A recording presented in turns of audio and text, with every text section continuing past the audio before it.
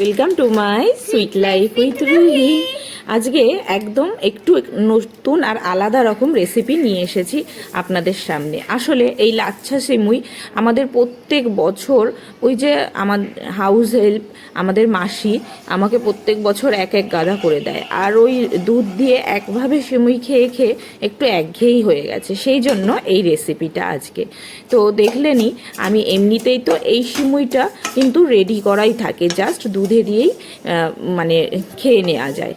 কিন্তু আমি যেহেতু অন্যরকম করব, তা সেই জন্য প্রথমে ঘিয়ে সুন্দর করে ভেজে নিলাম সিমুইটা। আর এটা একেবারে একটা ইনগ্রিডিয়েন্ট দিয়েই হয়ে যাবে, সেই জন্য বেশি কিছু ঝামেলাও নেই।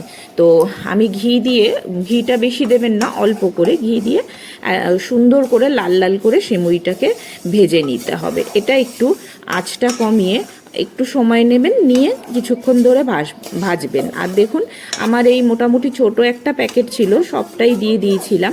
সেই সব প্যাকেটে আমার একটাই ওই কনডেন্স মিল্ক একটা পুরোটা লাগবে। তো আমি প্রথমে অল্প অল্প করে তারপরে পুরো গোটা কনডেন্স মিল্কটাই দিয়ে দেবো। তো একটু নাড়াচাড়া করে আগে মিক্স করে নেব, নিয়ে আবার দেব, এইভাবে করে নেব।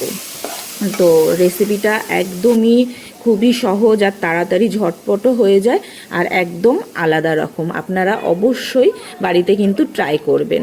তো দেখুন খুবই টেস্টি খেতে। হ্যাঁ, আজ রিভিউ তো আপনারা শুনতে পারলেন। তো যাই হোক, আমার কিন্তু ভাজা ভাজা হয়ে গেছে, রেডি হয়ে গেছে। এরপরে আমি একটু ঠান্ডা হতে দিলাম গ্যাসটা বন্ধ করে, আর তারপরে আমি এটাকে শেপ দেবো। তো যাই হোক, আমি এখানে একটা আলাদা প্লেটে নিয়ে নিচ্ছি সিমুইটাকে। আপনারা চাইলে ডাইরেক্ট কড়াই থেকেও করতে পারেন। আর আমার কাছে কিছু কুকি কাটার আছে, আজকে আমি এই কুকি কাটারগুলো এই শেপেরই বানানোর চেষ্টা করব। আর আমাকে এই কাজটা করতে কে হেল্প করেছে জানেন? আমি। রুহি আমাকে হেল্প করেছে খুব সুন্দর করে শেপগুলো করতে। হ্যাঁ, একটু গরম ছিল কিন্তু মজা লাগছিল। হ্যাঁ, একটু গরম থাকতে থাকতেই করতে হবে, ওই খুব গরম আবার নেবেন না। তো যাই হোক, একটা প্লেট বা বাটির মধ্যে আমি আগে নিয়ে তারপরে সেটাকে শেপ দিয়ে এই দেখুন এক এক করে আপনাদের মন পছন্দ মতো শেপে করে নিতে পারবেন। আর শেপগুলো কি দারুণ লাগছে। আর শেপটা এসে গেলেই একটু ফ্রিজে রেখে দেবেন, জমাট বেঁধে যাবে পুরো সন্দেশের মতো, আর খেতেও কিন্তু খুবই ভালো লাগবে। তো দেখুন আমার তো রেডি হয়ে গেছে। আর কিছু ছিল যেগুলো আমি লাড্ডুর মতো শেপ করে নিয়েছি, আর উপরে সুন্দর করে সাজিয়ে নিয়েছি।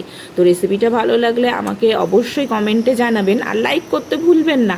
আর যারা নতুন আমার চ্যানেলে, অবশ্যই আমার চ্যানেলটাকে সাবস্ক্রাইব করে আমার পাশে থাকবেন, আর ওই বেল আইকনটাও প্রেস করে যাবেন। আজকের জন্য এইটুকুই, থ্যাংক ইউ।